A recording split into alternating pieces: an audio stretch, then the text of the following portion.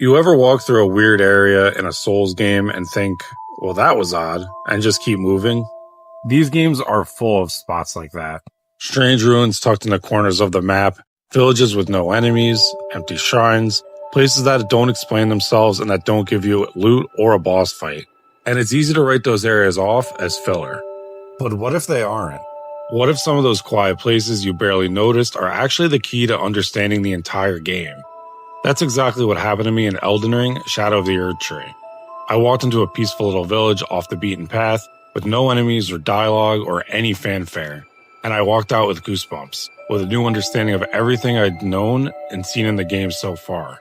And it happened because I stopped, looked, and cared. Most people come to these games for the challenge. The bosses, the builds, the weapons, and honestly, who can blame them? That stuff's incredible. Taking down a boss like Mesmer or finally fully upgrading your weapon feels amazing. But the thing that has the most staying power, and the reason I keep coming back to every From Software game, is not for the combat. It's the world building, the mystery, and the way these games reward curiosity more than anything else. Because when you slow down and actually pay attention, when you stop chasing the next boss and start looking around, you realize these aren't just levels, they're entire worlds, and the creatures and people in them have real meaning. They were built with care, and once you realize that, it can change how you play these games entirely. So let me tell you what happened that made me realize this. I had just made it to the hinterlands in Shadow of the Erdtree, one of the most hidden places in Elden Ring. After beating the 2 tree sentinels guarding the path, I started exploring. You can probably picture it, sprinting around, checking corners and looking for caves or any items that were laying around. But then I noticed this little winding path through the trees, easy to miss and slightly off the main route, but naturally I followed it. That's when I stumbled into a small, golden lit clearing, with wide open space and no enemies, just the flowers swaying in the wind and the soft sound of a harp playing, which of course, that made me suspicious. This is From Software.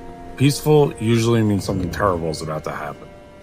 So I went forward, fully expecting something to drop from the sky or crawl out of the ground. But nothing did. I found a glowing item in the center of the field and grabbed it, bracing for an ambush, but still nothing. I wandered a little farther, and I found another item, the golden braid talisman. Still no enemies, still no boss music, and still no dialogue or cutscenes. And that's when it hit me. There was no trap. It was the place waiting for me to notice. So confused, I opened my inventory and started reading what I had just picked up. The first thing I checked was the golden braid, and immediately I froze. The item description said it was a braid of Queen Marika's hair. I frantically read the other item, minor Erdtree incantation, and it confirmed everything. I was on sacred ground and the birthplace of a god. This is where Marika grew up and where she spent her time and lived before she ever ascended to godhood. And the game never told me that directly.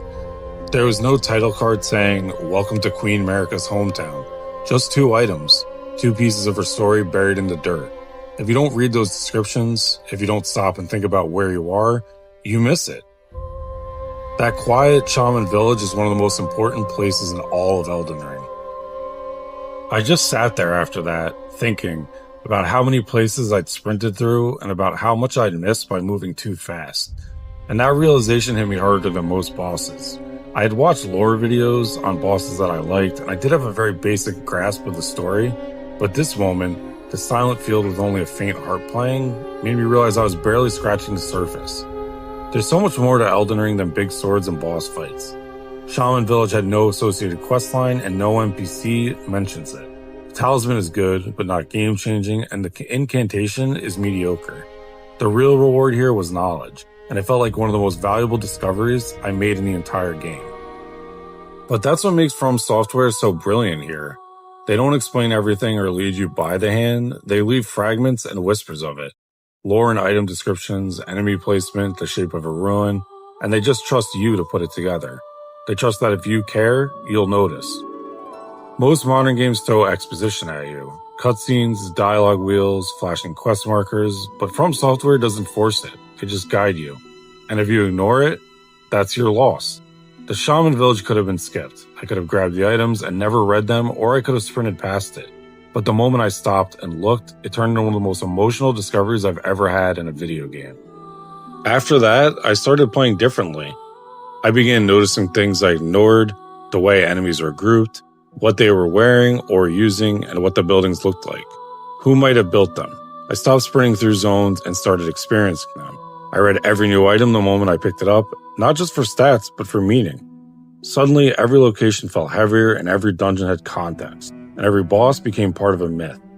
And the bosses themselves, they stopped feeling like just big moments, they felt like the chapters of stories I was only just beginning to understand. That moment in the Shaman Village changed the way I saw the game. It changed how I see every From Software game now, quite honestly. There wasn't anything at all to overcome in the Shaman Village, just a harp, a field of golden flowers, and 2 items that many players will grab without thinking twice. But for me, it became one of the most unforgettable moments in the entire game, because it wasn't loud and it was quiet, subtle, honest, and trusted me to care. And that's why the lore matters.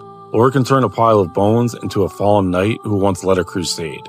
It turns an empty ruin into the last memory of a forgotten people. It turns the map into a story, and one that you uncover. You don't need to memorize every item or follow every side quest. You don't need to know who Mikkela's third cousin is. You just have to care enough to look, because once you do, once you slow down and really listen, the game opens up. It reveals something deeper and something that sticks with you. That's what happened to me in the Shaman Village, and I've never looked at From Software games the same way again. You don't need to understand everything, you just need to care enough to look, because in these games, sometimes the quietest places echo the loudest. You might just be standing in the birthplace of a god.